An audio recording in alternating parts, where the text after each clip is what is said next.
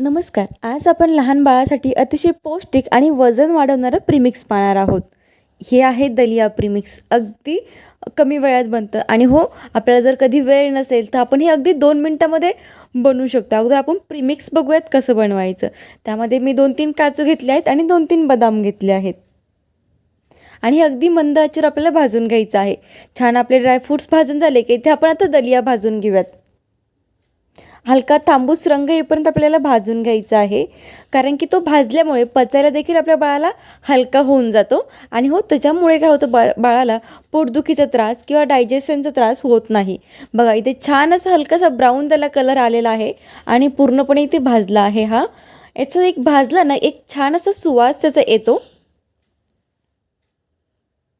आणि याच्यापुढे ते ड्रायफ्रूट्स का घातले आहेत आपण, याच्यामुळे ना बाळाची स्मरणशक्ती वाढते आणि वजन निरोगी राहण्यास मदत होते. याला आपण थंड झालं की याला आपण वाटून घेऊयात. आणि इन्स्टंट बेबी फूड प्रीमिक्स आहे. कुठलेही प्रिझर्वेटिव्ह वगैरे आपण याच्यामध्ये टाकणार नाही आहोत. अगदी आपण 1 महिनाभर याला कसं पण वाटू शकतो. मी जर वर्किंग मॉम असाल किंवा हाऊसवाईफ असाल, वेळ नसेल मिळत बाळाचं जेवण बनवायला, किंवा मी पण हे बाळाचं बनवून ठेवते जेणेकरून पटकनी होतं. आणि मिक्सरला छान इथे असं दळून मी त्याला घेतलेलं आहे आणि हे कसं वापरायचं हे देखील आपण पाहणारच आहोत.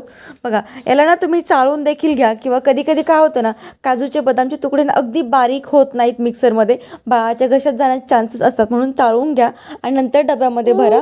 आणि हे ना हवाबंद डब्यामध्ये भरा, जेणेकरून जास्त दिवस टिकतं. अगदी 2 मिनिटात बनणारी ही रेसिपी आहे. आता आपण रेसिपी पाहूयात.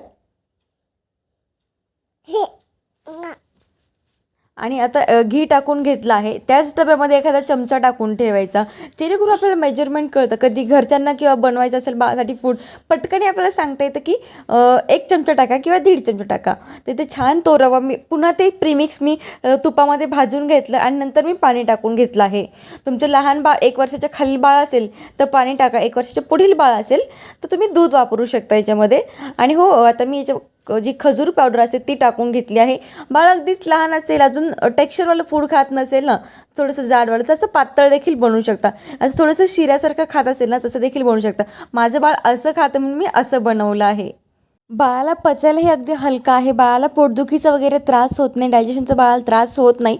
म्हणून नक्की 100% तुम्ही हे बनवा. अगदी झटपट बनणारी रेसिपी आहे. आणि अशाच नवीन नवीन व्हिडिओसाठी आपल्या चॅनलला जरूर सबस्क्राईब